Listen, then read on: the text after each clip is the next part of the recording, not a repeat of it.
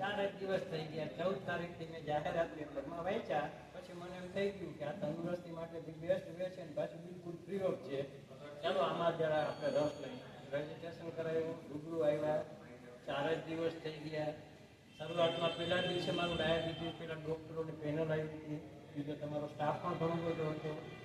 ઝીણવટ ભરી ઊંડી ઇન્ક્વાયરી કરી, તપાસ કરી. ભૂખ્યા પેટે 220 મારું ડાયાબિટીસ આવ્યું. મને શંકા ગઈ આટલું બધું હોય જ નહીં. પછી મેં પ્રાઇવેટ ડૉક્ટર પાસે એની ઇન્ક્વાયરી કરાવી તો પણ 215 જ આવ્યો. મેં કીધું આ તો બહુ કહેવાય. ત્યાર પછીથી મારા રસોયા બેનને કીધું ગળપણ બિલકુલ બંધ, ભાત બટેટા ખોરાકમાં બંધ. અને એક પેલા ગીતાબેન કરીને મને શીખડાવ્યું એને સવારના તમે એક કારેલું, કાકડી અને ટમેટું એનો જ્યુસ કરીને તમે પીવાનું શરૂ કરો. તમે ખોરાકમાં કંટ્રોલ મૂકી દો. બાકી બધો ખોરાક બંધ કર્યો. બીજા દિવસે મને 50% રાહત થઈ ગઈ. ત્રીજા દિવસે તમે નંદાની લેબોરેટરીમાં રિપોર્ટ લાવ્યો તો 100% મને એમાંથી રાહત થઈ ગઈ. આજે ચોથો દિવસ છે. એટલે પોતે ઘરે પણ પેલું વસાવી દીધું. એમાં મેં તપાસ કરાવી તો 110 જમ્યા પછીનું આવ્યું. તો મને આશ્ચર્ય લાગ્યું. મેં તો તંદુરસ્તીમાં ક્યારે ધ્યાન જ નથી આપ્યું. તો અહીંયાનું કામ, અહીંયાની સ્વચ્છતા, અહીંયાનો સ્ટાફ મને અનહદ એમ લાગ્યું કે રૂપલદેવી મારે એક દીકરી હોત તો હું કાંઈ કરી છૂટક છૂટકો જ નથી હવે. મવડી ચોકડી પાસે જે મારું રેસિડન્ટ છે તમારે મને એમ થઈ ગયું તમારા પણ ટોચના અધિકારીને હું પણ મળું ને એમ કહી દઉં કે એ બધું હું ચૂકે કરીશ.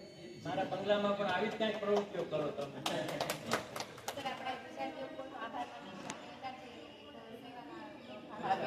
અને મેં એવું સાંભળ્યું છે તમે પણ કોઈ પણ જાતનો ચાર્જ લીધા વિના તમે સેવા જ આપો છો. માત્ર એકદમ રેગ્યુલર છો, ટાઈમમાં બહુ પરફેક્ટ છો.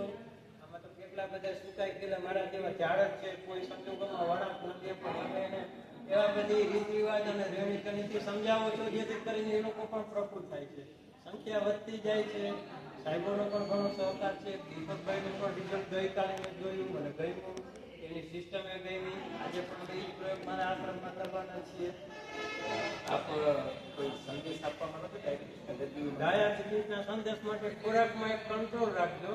અને ગીતાબેન અને રૂપલબેન બીજાના નામ નથી આવડતા પણ એની સલાહ સૂચન પ્રમાણે જિંદગી જીવશો તો જીવવા માટેની તો સારામાં સારો અને સરળ રસ્તો આ એક જ છે.